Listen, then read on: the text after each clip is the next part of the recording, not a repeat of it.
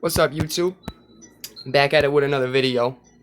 My last video I said I was going to postpone the comparison between all three types of Philadelphia Eagles jersey styles and how the NFL and Nike, when they switched over to Nike, went from that Reebok style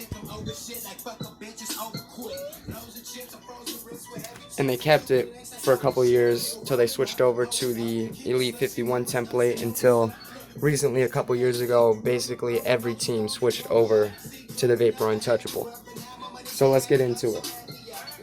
Starting off with the Reebok style. Now this is a limited, unfortunately. I don't have a game-worn Reebok style.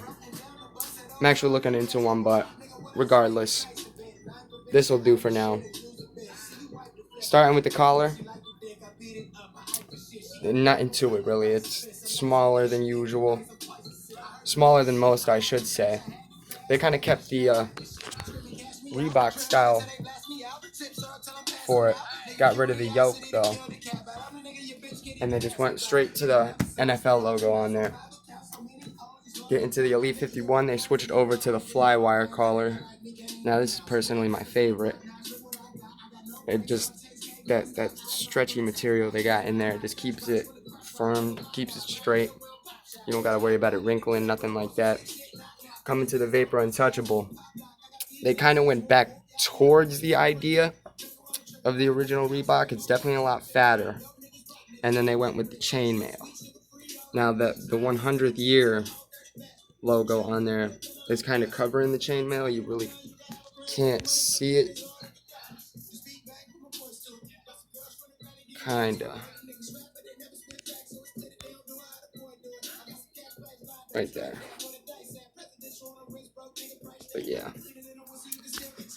Coming down to the Reebok Air style, they still just kept the plain mesh on the body.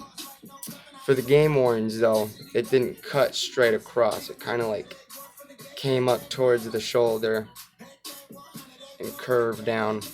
So about right here would still be the mesh. And then basically the shoulders and the back and the sleeves, with all this, I want to say polyester type material. For the Elite 51 though, they went with more of a sweat panel type, stretchier mesh. Jeez, sheesh. But as you can see, you can't see my fingers through it. You can't even see my hand at all. As to where the mesh on the normal, or the Reebok era, excuse me, twisting my words up today, sheesh. But you can see my hand completely. When it comes to the Vapor Untouchable, they completely ditched all mesh. And the way I'm looking at it, I think they wanted to just keep the whole entire jersey in one piece instead of having, like little kind of patch areas that they have to sew in and connecting it to another part of the jersey. So they just went all one thing. It's just one piece of material. I want to say go to the back. There really ain't much more to cover. The logo, unfortunately, like I said, it's limited, so it's not the official logo. But I will say I'm not sure if the Nike Air Philadelphia Eagles logo is as big as the Elite 51. I think it might be, if not just a little bit smaller. But coming to the Vapor Untouchable, they definitely made it smaller, which is fine, because the jerseys are a lot tighter. I also noticed with the Vapor Untouchables, they go in lower sizes. Like I've seen 38s, 40. I think really the highest I've seen go up, besides linemen, is about a 44. When in the Elite 52, basically a 40 would be a 42 and up. Like I see 40s, but I have not seen a 38 in an Elite 51.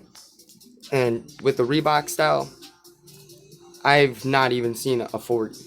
Like I've seen 42 and then pushing it, but 44 and up usually are the size when it comes to these because they're longer. I don't know if it's the material or what it is, but it's a lot looser. It's the material that you can't tighten it up. It's a loose style. So I think we're gonna get to the back. I will say though that when Nike did take over and they kept the Reebok style, they still did go with the Nike logo with the sewing.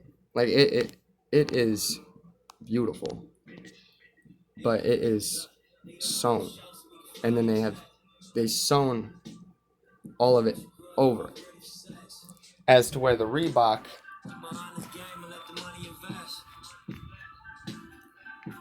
it's sewn over the embroidered.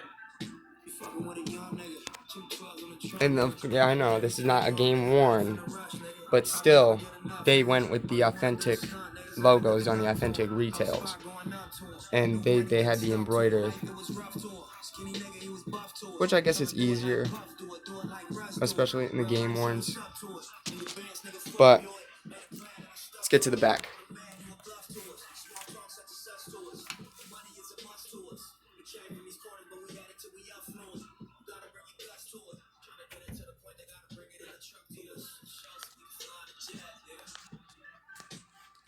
Okay, getting to the back.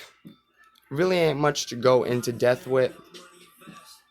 It's still for the Reebok style, mesh all the way down, polyester on the top,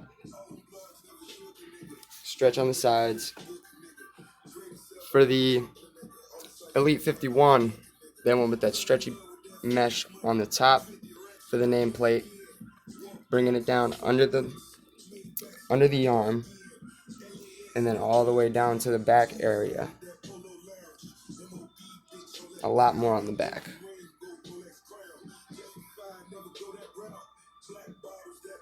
That is beautiful. Coming to the Vapor Untouchable, they have the Y line. The Y line, separates the laser cut, which I'm really a fan of the way that's cut. When they did go over to the Reebok style, when they switched over and kept the Reebok style, they did go to the Kiss cut. Now this is a limited, so it's embroidered and single stitched. But when they were back with the Reebok, it was layered. So green on the bottom, the gray, silver in the middle, and then the white sewn on top. And it's very bulky. Very bulky. And then, like when you wash it and stuff like that, it'll bubble.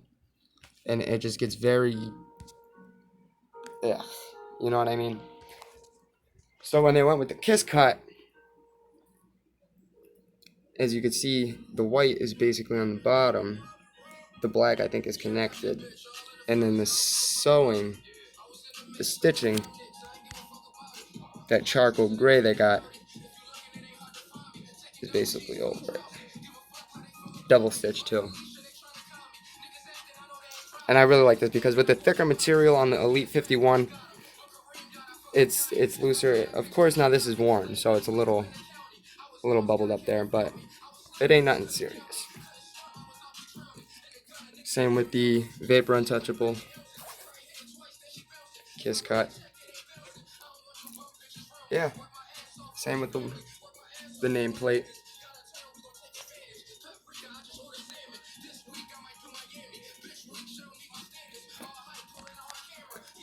Yeah, but basically, other than that, oh snap. Yeah, but other than that, that's basically the difference between the Vapor Untouchable, Elite 51, and the Reebok style. Appreciate you sticking around with me. Give it a couple thumbs up. Leave a comment.